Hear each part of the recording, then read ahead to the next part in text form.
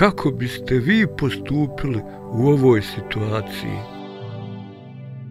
U sred međusrpskog vjerskog rata u Sarajevu zaboli me zub.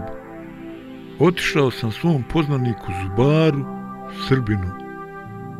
Rekao mi je da mi ne može dati nikakav lijek.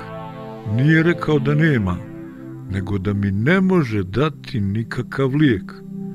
Pitao sam ga zašto. Kaže, ne smije pred medicinskom sestrom, jer mu je ona šefica.